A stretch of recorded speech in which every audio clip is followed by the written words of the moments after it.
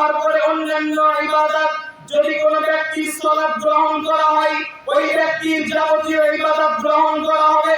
আর যদি কোনো ব্যক্তির সালাত গ্রহণ করা না হয় তার কোনো ইবাদত গ্রহণ করা হবে না।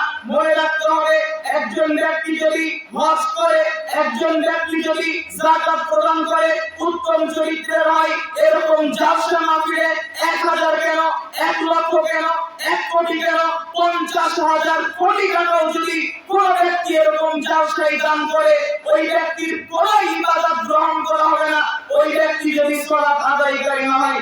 আজকে আমাদের মসজিদের দিকে লক্ষ্য করুন, যেই জায়গাতে উচিত ছিল মুসল্লিদের, পুরো মসজিদ কানায় কানায় পরিপূর্ণ হয়ে যাবে, যুব সমাজে পুরো মসজিদ কানায় কানায় পরিপূর্ণ হয়ে যাবে, সেই জায়গাতে আজকে মসজিদ পরিপূর্ণ হওয়া ব্যতীত আজকে আপনি এই জালসার কসমেটিক্সের দোকানের দিকে লক্ষ্য করুন, জালসার যাবতীয় দোকানের দিকে লক্ষ্য করুন, সেই জায়গাতে যুবকে ভর্তি হয়ে আছে, সেই জায়গাতে মানুষেরা ভর্তি হয়ে আছে, কিন্তু মসজিদে মুসল্লি পাওয়া যায় না। অথচ উচিত ছিল মসজিদ মুসল্লিতে পরিপূর্ণ হবে।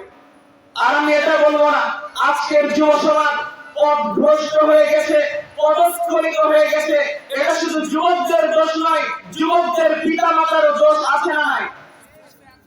কত বলেন আছে না নাই?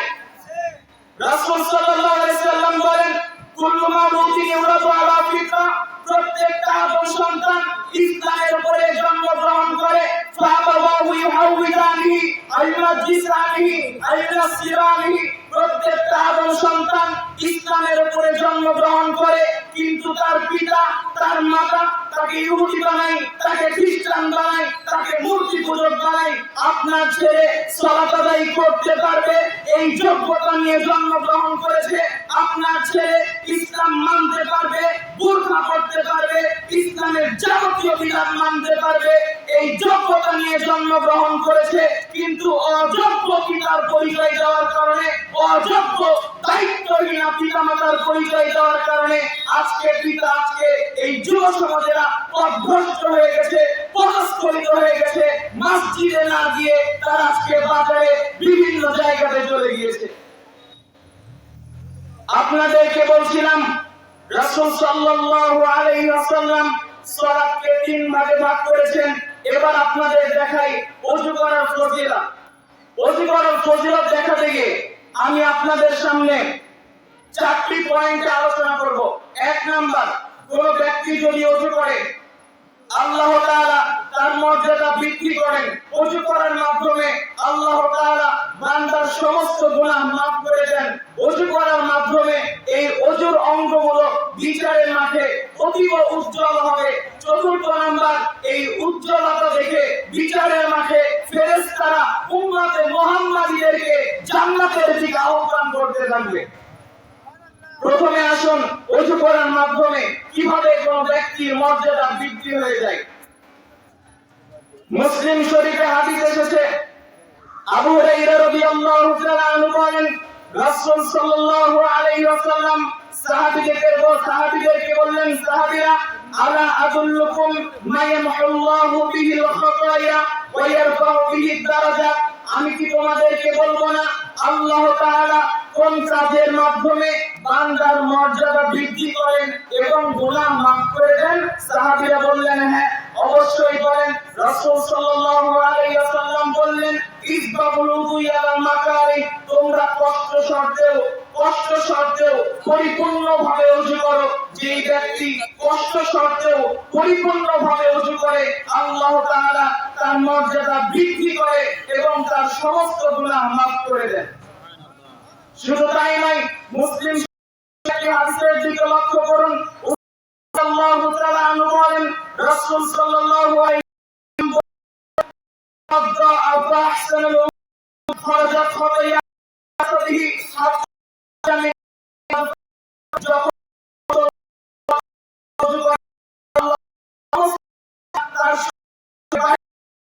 এমন কি নিশ্চয় গুনাহ চলি লাগে।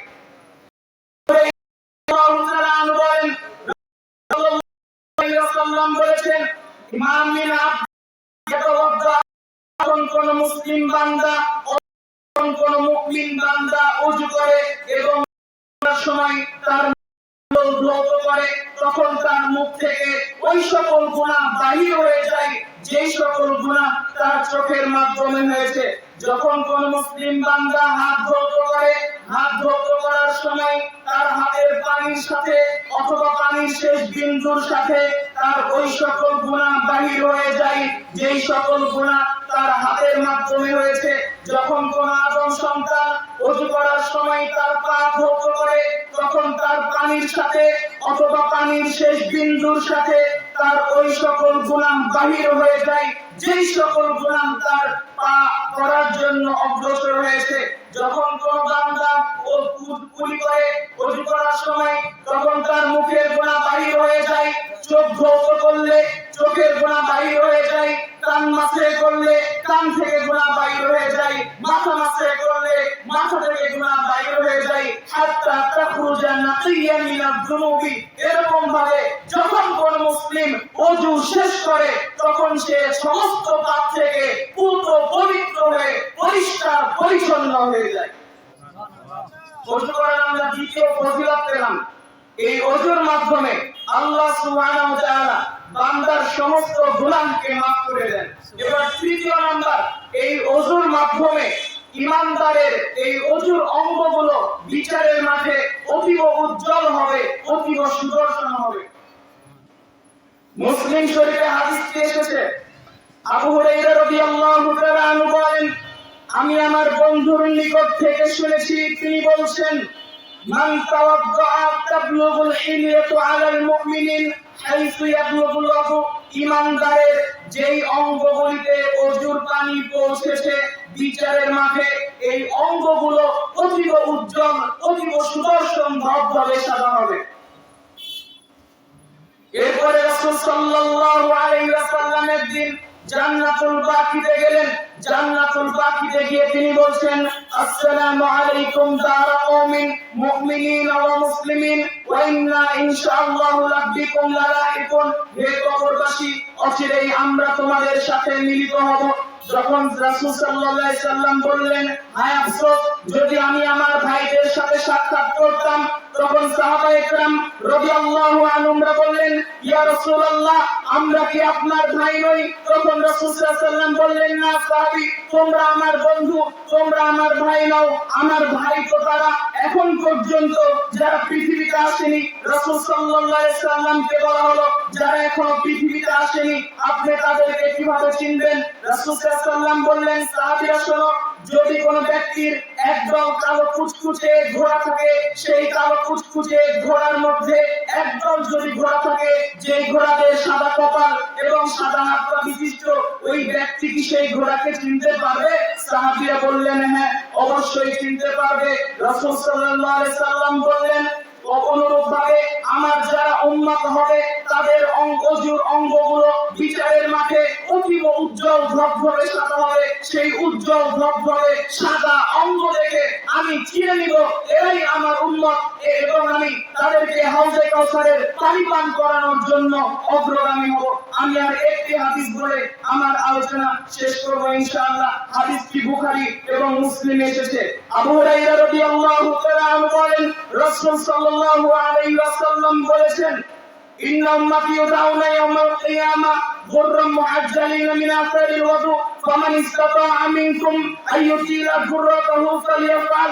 বিচারের মাঠে আমার উম্মতদেরকে ফেরেশতারা এক বিশেষ চিহ্ন দেখে জান্নাতের দিকে আহ্বান করতে থাকবে, যেই চিহ্ন হবে অতীব উজ্জ্বল, অতীব সুদর্শন। এই জন্য রাসূল সাল্লাল্লাহু আলাইহি ওয়াসাল্লাম বলছেন, তোমাদের মাঝে যেই ব্যক্তি তার উজ্জ্বলতা বৃদ্ধি করতে চায় সে যেন তার উজ্জ্বলতা বাড়িয়ে নেয়, অর্থাৎ